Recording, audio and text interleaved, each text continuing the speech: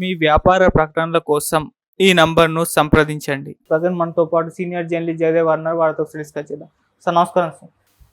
Sir ఎన్నోసార్లు నోటీసులు రావడం విచారణకు హాజరు కావాలని చెప్పేసి కవిత గారు మరి ఇప్పటివరకు విచారణకైతే హాజరు కాలేదు. మరి ఎలక్షన్స్ ముందర ఏమన్నా కవిత గారిని ఈడీ అరెస్ట్ చేయాలన్న ఆలోచనలు ఏమన్నా ఉందా? మరి ఎలక్షన్స్ ముందర అరెస్ట్ చేస్తే బీఆర్ఎస్ పరిస్థితి ఏ విధంగా ఉంటుంది సార్? ఎలక్షన్స్ ముందు కూడా అప్పుడు కూడా అసెంబ్లీ ఎలక్షన్స్ ముందు కూడా కవిత గారికి ఇటువంటివే ఎదురయ్యాయి. మళ్ళీ ఇప్పుడు లోక్సభ ముందు కూడా ఎదురవుతున్నాయి.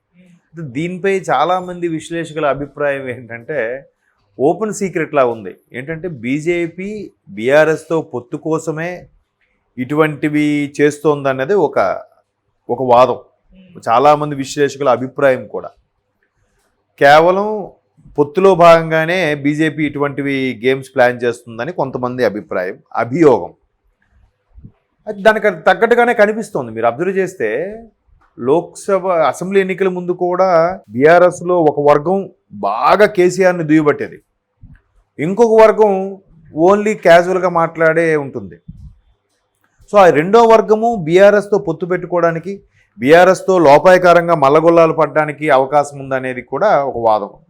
అది అయినా అయ్యుండొచ్చు, నాకు అలాగే అనిపించింది. నాకు కూడా, అంటే వాళ్ళు చెప్పిన తర్వాత.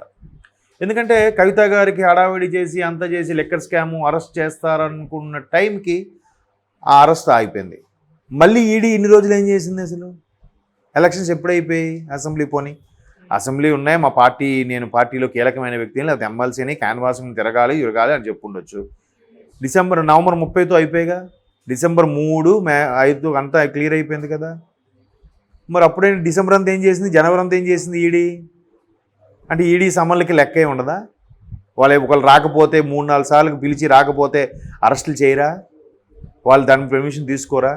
ఈలోగా ఈవిడ సుప్రీంకోర్టుకి వెళ్ళి నాకు ఇంటి దగ్గరే చేసేలా చేయండి అని రిక్వెస్ట్ పెట్టుకోవడం, దానికి మళ్ళీ పోస్ట్పోన్ చేసిందంటే ఇంకా విచారించలేదు కాబట్టి ఈడీకి రైట్స్ ఉంటాయిగా. మీరు రావాలి, రాకపోతే మీ మీద చర్యలు తీసుకుంటామని పంపించాలి కదా. మరి అదేంటిది? అంటే ఊరికే బెదిరింపా? మీరు వస్తారా, మర్యాదగా మాతో పొత్తు పెట్టుకుంటారా లేదా అన్నట్టుగా ఉందిగా. ఎందుకంటే ఇదే అంశం మీద కేటీఆర్ గారు చాలాసార్లు వ్యాఖ్యానించారు. ఎంతసేపు బీజేపీ, సిబిఐ, ఈడీ వీటితోనే అందరినీ బెదిరించుకుని లొంగ తీసుకుంటుంది, ఎంక్వైరీలు చేయించుకుంటుంది అనే కేటీఆర్ గారు చాలా సందర్భాల్లో సభాముఖంగా కామెంట్ చేసిన సందర్భాలు ఉన్నాయి. మరి దీన్ని ఏ యాంగిల్లో చూడాలి? అది ఒక రాజకీయమైన విమర్శేనా, లేదా నిజంగా జరుగుతుందా? మళ్ళీ లోక్సభ ఎన్నికల ముందు ఈ అంశం తెర మీదకి వచ్చింది. మధ్యలో ఎందుకు లాంగ్ గ్యాప్ వచ్చింది? లేదు. ఒకవేళ ఎమ్మెల్సీకి ఎన్నికలు కాదుగా, ఎమ్మెల్సీకి పోను అందుకే ఇప్పుడు బిజీగా రాలేదనుకోవడానికి మేబీ లెటర్ పెట్టుంటారు. ఎట్లా పార్టీకి చెందిన వ్యక్తిని కాబట్టి నేను ఎన్నికల్లో బిజీగా ఉంటాను, రాలేను ఈ టైంలో, ఇదేదని. అంటే ఇది ఎలా చూడాలో నాకు అర్థం అవ్వట్లేదు. ఇప్పుడు ఒకవైపు బీజేపీ బీఆర్ఎస్ ఒకటే అని వాదనలు కూడా వినిపిస్తున్నాయి. కేసీఆర్ గారు కూడా త్వరలో ఢిల్లీ వెళ్ళబోతున్నారు, పొత్తుల అంశంపై మాట్లాడబోతున్నారు. ఒకవేళ కేసీఆర్ గారు వెళ్తే ఇక్కడ టీడీపీ, ఒకప్పుడు టీడీపీలోనే ఉన్న కేసీఆర్ కాబట్టి అదే టీడీపీ కూడా మళ్ళీ ఎన్డీఏ కూటమిలోకి యాడ్ అవ్వబోతుంది కాబట్టి వీళ్ళిద్దరి మధ్యన మరలా స్నేహం చిగురిస్తుందా, లేదా కేసీఆర్ గారు చంద్రబాబు గారు ఎడమొహం పెడమొహంగా ఉంటారా అని ఈ మధ్యకాలంలో సోషల్ మీడియాలో తెగ చూసాం వార్తలు. అన్నీ అనుకున్నట్టు జరిగితే అక్కడ టీడీపీ ఆల్రెడీ పొత్తుకు డిసైడ్ అయిపోయింది, ఆల్మోస్ట్ వాళ్ళకి సీట్లు సర్దుబాటులోనే ఉంది. బీఆర్ఎస్ కూడా కన్ఫర్మ్ అవబోతుంది అంటున్నారు. ఏది మరి? రాజకీయాల్లో ఏదైనా సాధ్యమే. ఫ్రెండ్షిప్ ఉండదు, ఎనిమీ ఉండదు. ఎవడు ఎప్పుడు ఏది అవసరమైతే వాడితో కలిసి వెళ్ళిపోవడమే, వాడితో జత కట్టడమే. ఒకవేళ బీఆర్ఎస్ పొత్తు పెట్టుకోలేదనుకో, మరలా వీళ్ళ మీద కేసులను తీస్తారేమో, కవిత గారి మీద. అలా కూడా జరగచ్చు అనిపిస్తుంది. అంటే ఇది ఎంతవరకు వాస్తవం అని తెలియదు. కానీ ఇవి ఇంతకుముందు కూడా లక్ష్మణ్ గారు అదే ఒక విషయం స్టేట్మెంట్ ఇచ్చారు రాష్ట్ర ప్రభుత్వం కోసం. ఏ క్షణానైనా కూలిపోవచ్చు, లేదంటే లోక్సభ తర్వాత తెలంగాణ ప్రభుత్వం ఎలాగైనా ఏదైనా జరగచ్చు అన్నట్టు కూడా.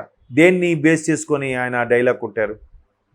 ఇట్లాంటి చర్యల వల్లనే నేను అనుకుంటున్నాను. దానికి దీనికి లింకప్ చేస్తే మీరు ఒక్కసారి ఆలోచిస్తే మనంతే కదా. అంటే ఇట్లాగ బీఆర్ఎస్తోని లేదంటే ఎంఐఎంతోని వీళ్ళందరితో పొత్తు పెట్టుకొని గవర్నమెంట్ ఫామ్ చేయాలి. వాళ్ళ కాన్సెప్ట్ అది. గతంలో ఉత్తరాది రాష్ట్రాల్లో కూడా ఒక పార్టీ అలాగే చేసి ఇక్కడ మెజార్టీ ఉన్న పార్టీని కాదని గవర్నర్ని వాళ్ళు పిలవకుండా వీళ్ళు పొత్తు పెట్టుకుని వీళ్ళకి పిలిపించి కూడా ప్రభుత్వం పెట్టించారు. మెజార్టీ వచ్చిన దాని కదా గవర్నర్కి ఆహ్వానం వస్తుంది, గవర్నమెంట్ మీరు ఫామ్ చేయండి అని. అలా కాకుండా తక్కువ, ఇప్పుడు 10 వచ్చినోడు ఒకటే, 3 వచ్చినోడు గొప్ప.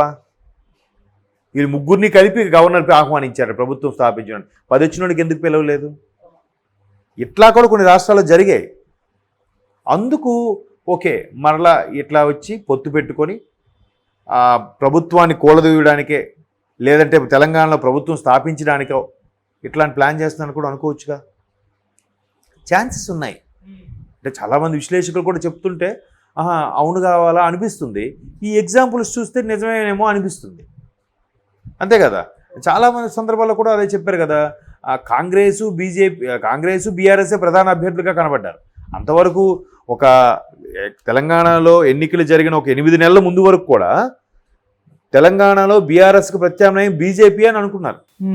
హుజూరాబాదు లేకపోతే ఇంకో దాంట్లో 2 సీట్లు గెలుచుకున్నాక లేదు ఖచ్చితంగా బీజేపీ వస్తుంది అనుకున్న నేపథ్యంలో అనూహ్యంగా కాంగ్రెస్ తెర మీదకి వచ్చేసింది.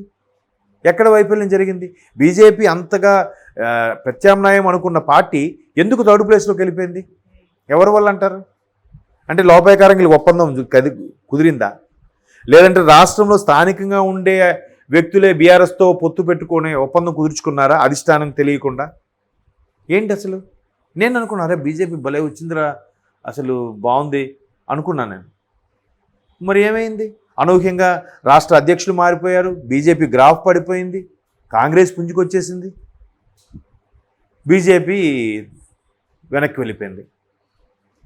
వీటన్నిటిని చూస్తే ఓకే బీజేపీ కూడా పరోక్షంగా బీఆర్ఎస్ సపోర్టుగా ఉందేమో అని అనిపించట్లే.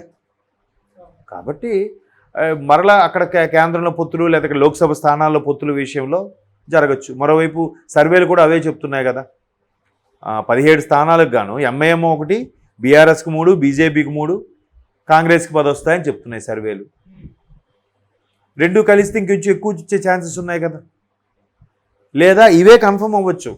బీఆర్ఎస్ 3, బీజేపీ 3 అంటే ఖచ్చితంగా ఓ పొత్తు పెట్టుకుని పోటీ చేస్తే ఈ 3 అయినా దక్కుతాయరా బాబు అని అనుకోవచ్చు కదా. ఆల్రెడీ కాంగ్రెస్కి 10 వస్తున్నాయని భయం పుట్టుకున్నప్పుడు ఖచ్చితంగా కలిసి వెళ్ళాలి. మిగతా ఓట్లు చీలిపోతే మళ్ళీ బీఆర్ఎస్ బీజేపీకి సపరేట్గా పోటీ చేస్తే మళ్ళీ కాంగ్రెస్ ప్లస్ అవుద్ది కదా. ఆంధ్రాలో వైసీపీ ప్లస్ అయినట్టు.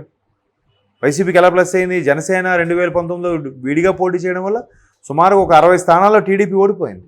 కేవలం 1500 నుంచి 3000 మధ్య ఓట్లలో. ఇప్పుడు కూడా మళ్ళీ బీఆర్ఎస్ బీజేపీ విడివిడిగా పోటీ చేస్తే 3 రావేమో. అవును, కాంగ్రెస్కే మళ్ళీ పుంజుకుంటుందేమో, ఎవరు చెప్పగలరు. కాబట్టి పొత్తుల్లో భాగంగానే పెట్టుకుంటే బాగుంటుంది అని కూడా ఆలోచనలు ఒకవేళ ఇక్కడ బీఆర్ఎస్లో బెట్టి చేస్తున్నారేమో.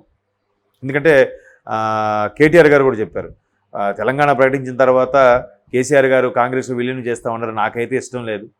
ఆయన అప్పటికే వెళ్ళినప్పుడు ఆవిడేదో విలీనం చేసి ఉంటే సోనియా గాంధీ గారు చేసేసేవాళ్ళేమో, నాకైతే అసలు ఇష్టం లేదు అన్నారు. అడగ ఇష్టం లేదు అనుకున్నప్పుడు నెక్స్ట్ జనరేషన్ నాయకుడిగా బీజేపీతో కూడా కలవడానికి ఎందుకు ఇష్టపడతాడు ఆయన?